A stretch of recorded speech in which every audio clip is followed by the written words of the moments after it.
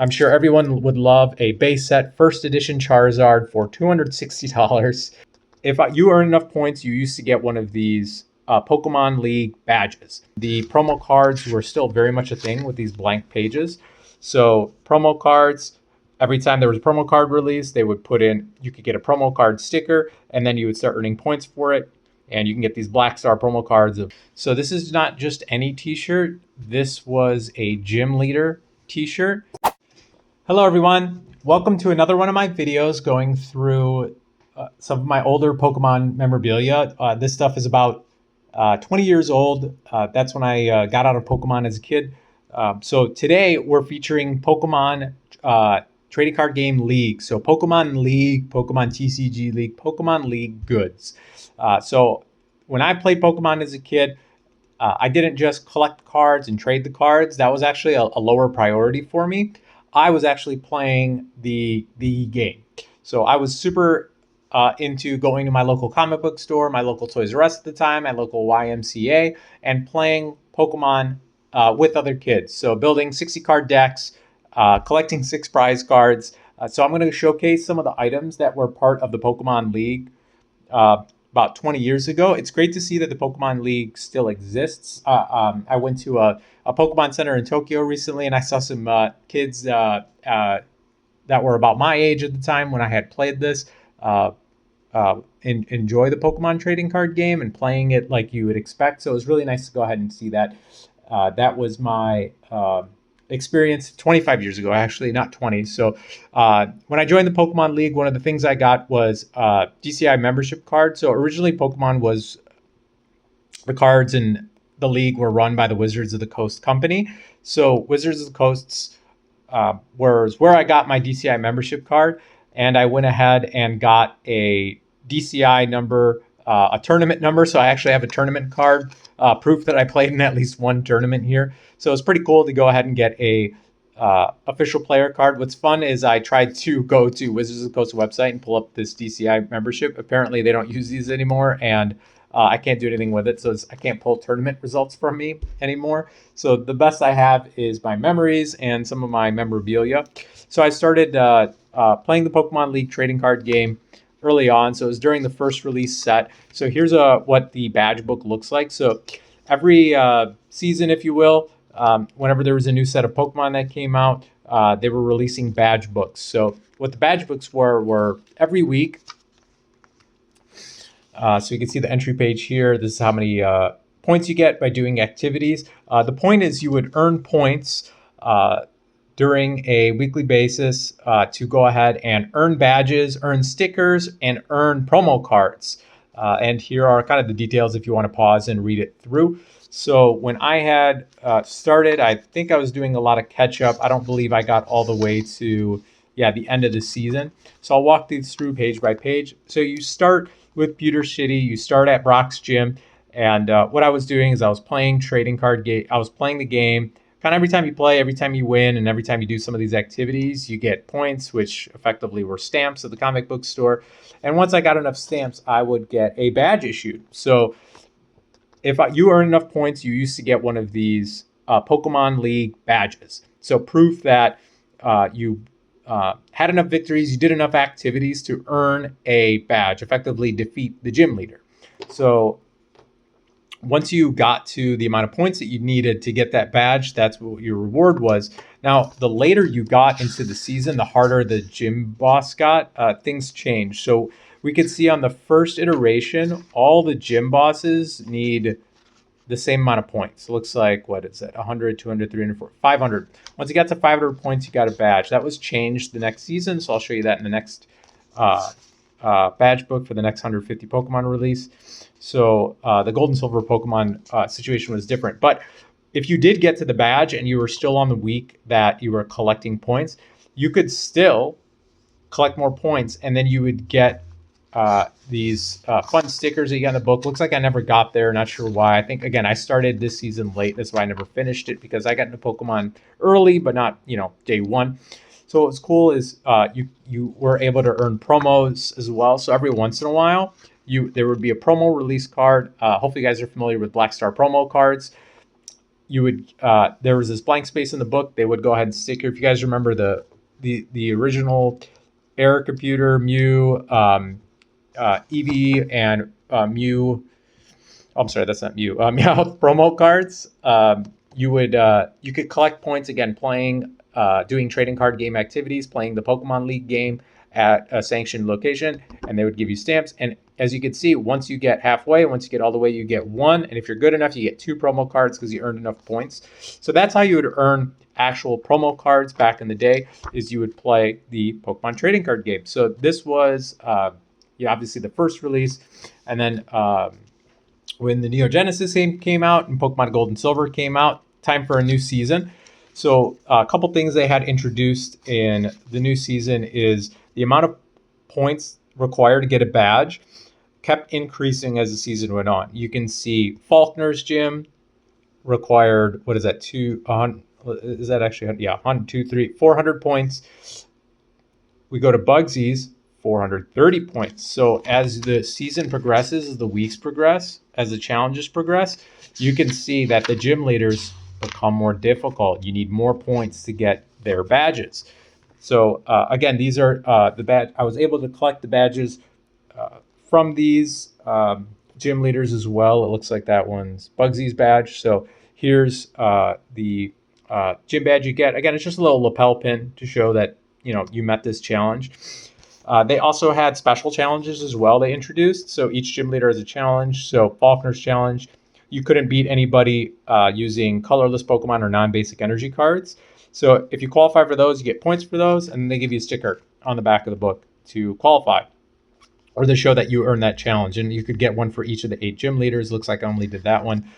Some of them require pretty interesting rules. So your opponent needs to collect 2 fewer prize cards to win. So you're handicapped there. You have to earn 6 prizes, and they only have to earn 4. So that one is kind of a tricky one. So that's probably why I stopped doing some of these special challenges as time went on. But as you can see, you could still earn, bonus medals. And the promo cards were still very much a thing with these blank pages. So promo cards, every time there was a promo card release, they would put in, you could get a promo card sticker, and then you would start earning points for it. And you can get these Black Star promo cards of Togepi and I believe that's Sizor. And I know I still have some of these promo cards personally. Surfing Pikachu. So you had slots available during the season to earn these extra promo cards. So effectively, you play the game as it was meant to be played against other players, and you would earn points. And effectively, those points would turn out, if you were good enough, these badges as you earn them when you win enough points. So as you can see, I have a collection of badges from Gold and Silver and from the original set of 150. So there's Cerulean City. So I pretty much have most of the badges from what was stamped in these books. And again, they're just little lapel pins. Take it off, put them on your shirt. There you go. Show that you qualify and earn enough points for these badges. And part of the trading card games, there's an element of luck in it. So there's always a Pokemon coin. So here's a Pokemon coin I got from Japan. So here's a 2025 Pokemon coin. So a lot of the cards you see, flip a coin, heads or tails, something happens, right? So this is a very modern Pokemon coin. And one of the first coins I got, as you can see, it's got quite a bit of wear, is this Pikachu paper coin. Paper, not plastic. So 25-year-old Pokemon coin. Look at the difference. So official Pokemon coin, weighted paper coin. This one looks like I got from Toys R Us. Pokemon League, Toys R Us coin. That one's, about 25 years old. There's a Pikachu on front. You can see it's pretty worn because I use this frequently. I actually appreciated the paper coins more. So when you play the Pokemon game, the heavy coins, let's see if I can do a better flip. They have a tendency to bounce a little aggressively, or because they got a lot more weight to them, they can find their way to, they don't really stabilize as much, and they can shift the cards around really quite a bit. So I really like the paper coins because they generally fell flatter, there was less momentum, so it's kind of easy to wave out. There's only so much you can do with paper, right? So because it was lighter and made it easier to flip as a kid and didn't really kind of jump all over the place. I appreciated the older paper coins. So hopefully they still make these paper coins because I was quite fond of them as a kid. But, ultimately, a coin's a coin. It just gives you your 50-50 chance on your Pokemon cards. In addition, here is one of my first play mats when I played the Pokemon League game. So if you're not familiar there with the Pokemon game structure, you have a set of 6 prize cards, and you lay out your cards in a particular way. So this came with Pokemon the Movie 2000. This was a Pokemon League game mat that went ahead and showed you how to lay out your cards correctly. And it looks like there was a little mini quiz that I filled out there. So with this trading mat, I'll flip it on the other side. It's got your layout. So effectively, this is how you laid out your card. Your main Pokemon you want to draw and start the game with is up front. You can have up to 5 bench Pokemon. There's your deck and discard pile, and then 6 prize cards. So this playmat was obviously super important to me when I started. I needed to make sure I laid out my cards properly. But once you got a little bit of skill, most everyone did not use these mats because you just knew where to put your cards, your 6 prize cards in your deck and all your booster Pokemon. So that was a pretty cool piece. Kind of my prized possession is this Pokemon Trading Card League t-shirt. So this is not just any t-shirt. This was a gym leader t-shirt. So a lot of places you could play, a lot of sanctioned places you could play, they would issue these gym leader t-shirts. Effectively, the best I can remember is you were one of the better players in that at that store location, comic book shop, Toys R Us, whatever it was, and you would get this kind of status of a gym leader, showing that you're a tougher opponent. Occasionally, they would, at least at my comic book store, they would have fun tournaments where they picked 8 players and they named them gym leaders, if you will. And you could play against those gym leaders and get extra points or extra promotions, things like that. So I believe when I stopped, I was Blaine. So I think that's the 7th highest or 6th highest gym leader. So I was pretty good for not to seem like I'm flexing or anything like that. But I was the second most difficult opponent at that comic book store that I played locally at. So I was given the Blaine designation. And it was cool. Like 8 of us were lined up against the table, and you can play through us and get bonus points. So this is a prized piece for me because it kind of confirmed that I was playing the game pretty well, and I did enjoy,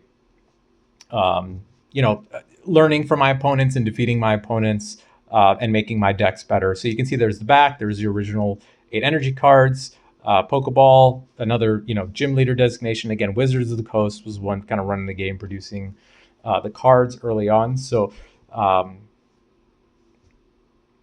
again, one of my favorite pieces, just to kind of reinforce the fact that I took it seriously. I played the game the way it was meant to be played, and I love learning from my opponents and building my deck stronger and better. So I really do appreciate those memories of learning what healthy competition is and how to be courteous with others, and not only are you battling people, but you trade with them as well.